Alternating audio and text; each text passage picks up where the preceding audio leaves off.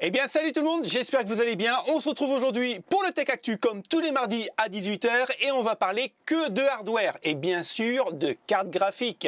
Alors, est-ce que vraiment la RTX 4060 enterre la 3060 12 et 8 Go ou alors c'est juste un titre putaclic? Eh bien écoutez, on va essayer de percer les secrets des fameuses RTX. Cette première news va vraiment faire fumer la tête du patron de chez Nvidia. Je vous avais expliqué dans un précédent Tech Actu pourquoi on ne retrouvait plus de blower en fait au niveau des cartes graphiques qu'on peut mettre dans nos boîtiers. Tout simplement parce que le blower est réservé aux professionnels, parce que c'est un coût de développement beaucoup moins cher que mettre 3 fans pour nous les gamers. Donc on n'a pas le droit, en gros, Nvidia interdit aux marques custom de mettre des blowers en activité. Ça ressemble trop aux professionnels. Par contre, là il y a un truc qui se passe et c'est vraiment énorme. Alors ça ne concerne pas nous en première ligne les joueurs, mais par contre, les professionnels, je peux vous dire qu'ils font des sérieuses économies. Pourquoi ? Tout simplement, les professionnels aujourd'hui qui ont une RTX 4090 blower préfèrent acheter une 4090 blower qu'une RTX A6000 qui coûte quasiment 7000 $. Pourquoi? Parce que la 4090 blower fait un peu moins bien les choses qu'une RTX A6000, et ce qui est compréhensible. Vu le prix, la A6000 est vraiment 2 fois plus puissante qu'une RTX 4090, mais par contre pour le développement professionnel 3D et ainsi de suite, en fait les professionnels se retrouvent très bien avec une RTX 4090 qui coûte quasiment 4 fois moins cher. Donc en fait les professionnels se penchent sur les RTX 4090 et délaissent un peu la partie vraiment dédié aux professionnels à 7000 $, 6800 $ pour être exact. Personnellement, je serais professionnel de développement, oui, je prends bien sûr la moins chère pour avoir un travail à peu près équivalent, en sachant qu'on n'a pas besoin de tout le temps le maximum de puissance. Et là, je peux vous dire que Nvidia, là-haut, ça fume sévère, parce qu'ils sont en train vraiment de perdre des thunes avec les professionnels. Alors, est-ce qu'ils vont interdire quelque chose en plus côté professionnel? Ça, on sera dans un avenir assez proche, à mon avis. La deuxième news va concerner la fameuse RTX 4060. Alors, est-ce que j'ai fait un titre putaclic au niveau de la vignette en disant que, en fait, elle détruit la RTX 3060 12 et 8 Go? Alors, oui, mais non. En fait, oui. Elle bat largement la 3072 Go et 8 Go dans des tests purement synthétiques. Et non pas en jeu, tout simplement parce qu'en fait, on n'a pas les tests de jeu. Et nous, en tant que gamer, les tests synthétiques, c'est très beau, ça fait des points partout, c'est génial. Mais dans les jeux, à quoi ça correspond vraiment? Et c'est pour ça qu'en gros, c'est très rare que je fasse des tests synthétiques sur des cartes graphiques, tout simplement parce que on voit bien la puissance brute de la carte, mais ça ne veut pas dire qu'elle sera aussi puissante dans les jeux vidéo. Donc je préfère faire des tests sur des jeux vidéo. Donc, en fait, sur 3D Mark et Firestrike, la RTX 4060 creuse un gros écart par rapport à la 3072 et 8 Go. Bon, pour l'instant, on s'y attendait un peu. Mais par contre, quand on regarde bien les tableaux, c'est vraiment une carte graphique pour faire tourner du 1080p. Donc, on le savait. On savait que cette carte graphique, en gros, n'avait pas lieu d'exister. Mais j'ai quand même trouvé une alternative à cette carte. Au début, je vous avais dit carrément, mais pourquoi tu sors une carte comme ça? On n'en a pas besoin. Avec un peu de recul et surtout avec l'expérience que j'ai en tant que professionnel pour faire des cartes vraiment le moins cher possible en reconditionné pour pouvoir donner ça à des gamers et surtout à mes clients avec un prix vraiment dérisoire, j'ai un peu de recul sur cette carte et je vais vous m'expliquer juste après. Il est dit par contre, on a juste un petit test sur un jeu, donc sur Cyberpunk 2077, en ultra avec bien sûr le DLSS 3 activé en 1080p. On est environ à 97 images par seconde, ce qui est plutôt pas mal. Alors bien sûr, certains d'entre vous vont me dire oui, mais c'est pas du natif. Alors le jour où vous aurez une carte graphique qui fera tourner par exemple du 4K natif, il vous faudra un boîtier comme le mien, mais 3 fois plus grand. Parce que en mettant tous les composants sur une carte, ça ne sera pas possible. Faut pas rêver. Vous allez avoir des cartes avec un étage comme ça. Hein. Je pense que ces gens-là ne font jamais d'électronique. Mais quand vous faites un peu d'électronique, vous comprenez que pour avoir du natif, il faut énormément de CMS, de transistors et ainsi de suite. Donc ça, il faut oublier. Aujourd'hui, l'intérêt des professionnels qui nous vendent des cartes graphiques, c'est de nous faire soit un FSR ou un DLSS pour justement avoir exactement moins de composants sur les cartes graphiques, donc moins de production, moins de coûts de production pour les cartes graphiques. Ça ne veut pas dire qu'ils vont nous les vendre à un prix vraiment raisonnable, hein. Ça, vous connaissez les marques, on ne va pas refaire l'histoire. Mais en fait, on n'aura jamais de carte graphique native. Ça, il faut oublier, les gars. Mais bon, alors, quand on revient au test, oui, quand vous regardez bien, elle fait quand même un peu mieux. Après, attention! Quand vous voyez que la RTX 4060 Ti 8 Go est à 100% et que la 3060 Ti 8 Go, toujours pareil, est à 94%, on n'a quand même que 6% de différence. Attention, c'est encore une fois des tests synthétiques. Maintenant, la 4068 Go est à 80%.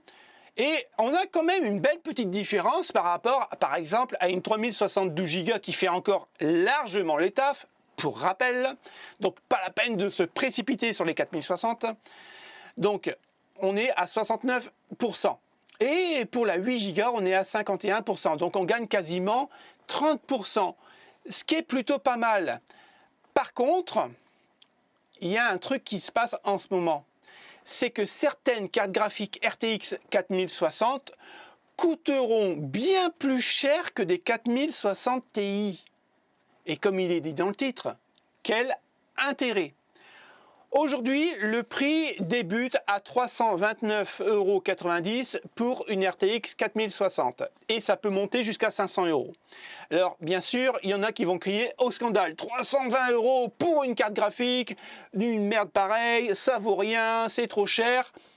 Oui, je peux être d'accord avec vous, mais non en fait. Une intérêt d'avoir une RTX 4060 à 499,99 €, elle est nulle. Il faut surtout pas lâcher. Acheter AMD, les anciennes 6000 qui font encore très bien le boulot, ou alors une RTX 3060 Ti qui fait encore très bien le taf. Mais là, c'est vraiment ridicule. On va pas payer un produit qui fonctionne moins bien qu'une 4060 Ti, par exemple, quasiment au même prix. Par contre, la 329,90 € pour une RTX 4060, pour les gens qui ont par exemple une Navi 56 ou alors une RTX, je sais pas, 2050 ou 2060, j'en sais rien. Là, ça peut vraiment valoir le coup et la carte reste raisonnable au niveau du prix. Je m'explique. Pourquoi je dis ça? Parce que vous avez quand même une carte qui tourne en 1080p avec un DLSS 3.0 qui fait justement augmenter les perfs de cette carte. Et aujourd'hui, dans le contexte où on est 329,90 € pour une carte graphique neuve, qui fait quand même le taf, encore une fois, en 1080p, je pense qu'il y a un intérêt pour les personnes qui n'ont pas un budget extensible. Aujourd'hui, la carte moins chère qu'une RTX 4060, c'est quoi? C'est une 7600, qui n'est pas vraiment ouf. Il faut se l'avouer, c'est pas terrible par rapport à une 4060. Donc moi je pense que cette carte a vraiment un intérêt. Alors bien sûr il y en a qui vont dire oui mais là je comprends pas, d'habitude tu critiques Nvidia et là tu dis que c'est bien. Ben oui, à un certain moment il faut aussi revoir un peu les conséquences du marché marketing. Les cartes graphiques à 200 € c'est fini. C'est terminé, on les aura plus ça. Donc la carte moins chère pour du 1080p c'est 329 €. Je pense qu'aujourd'hui il faut faire avec. Malheureusement, on n'a pas le choix, il faut faire avec. Et je pense qu'elle a peut-être un petit intérêt.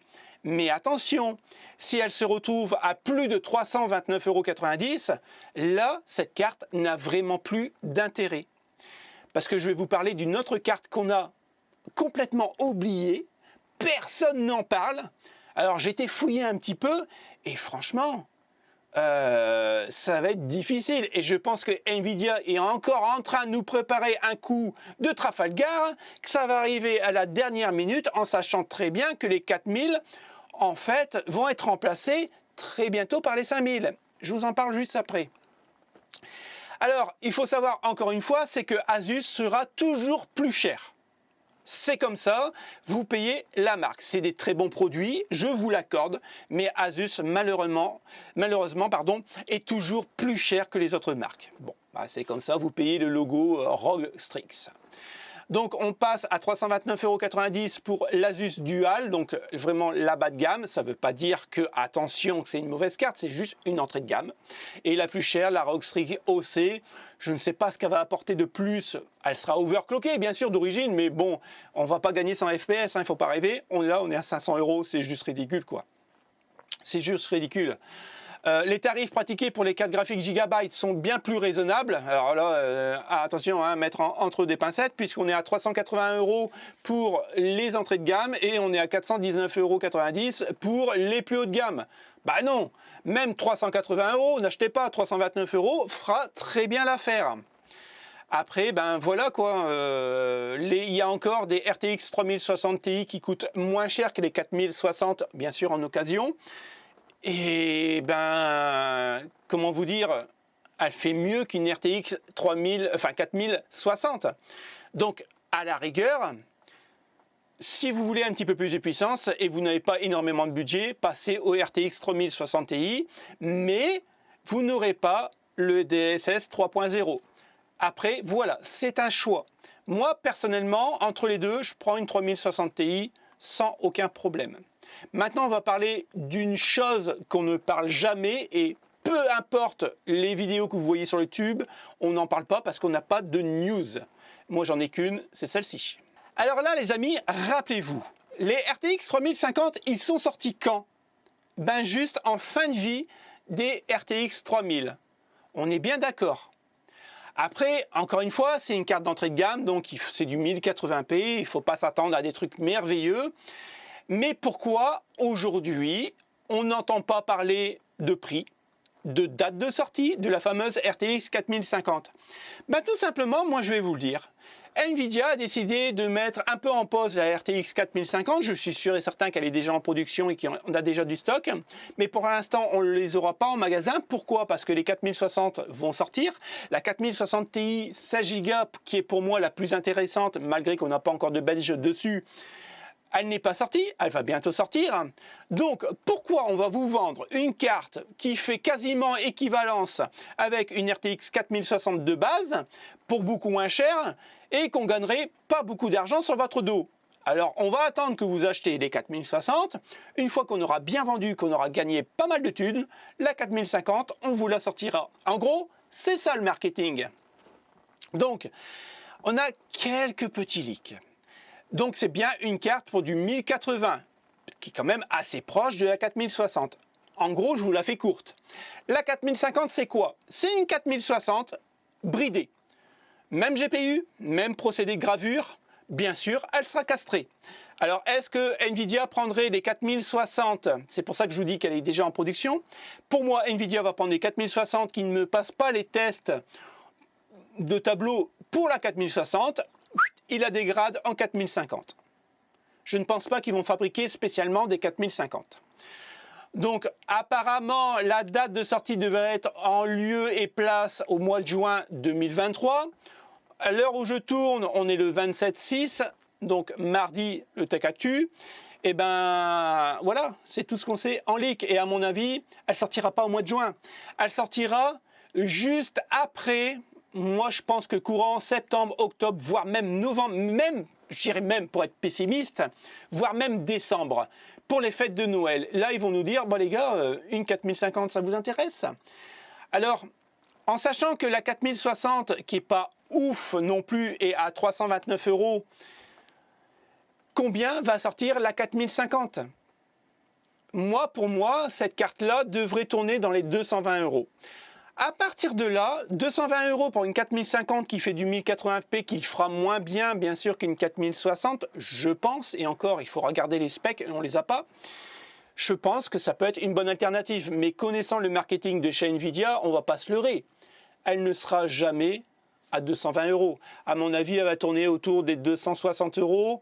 Et pour des modèles vraiment custom haut de gamme comme les Asus, on va quasiment tourner à 300 € au prix d'une RTX 4060. Dans ce cas-là, elle n'aurait aucun intérêt. Vous me direz en commentaire ce que vous pensez vraiment de l'actualité de chez Nvidia. Si la 4060, alors attention, je ne parle pas de la puissance, mais la 4060 au niveau du prix, si vous avez un petit budget, vous serez prêt à l'acheter. Moi personnellement, si je vais acheter une carte vraiment à petit budget, aujourd'hui je me tournerai plutôt sur une RTX 4060 si j'achetais en neuf par rapport à une RX 7600. C'est juste mon point de vue. Après, vous me direz tout ça en commentaire. Un grand merci à vous d'avoir regardé ce Tech Actu jusqu'au bout. J'espère que les news vous ont plu. Si vous avez aimé la vidéo, le petit pouce bleu, abonnez-vous, activez la petite cloche pour faire monter la chaîne sur YouTube. On est de plus en plus nombreux sur cette chaîne. Un grand merci à tout le monde. J'espère que ça va continuer. On se retrouve très bientôt pour une nouvelle vidéo. Passez une bonne semaine. Salut, ciao, ciao.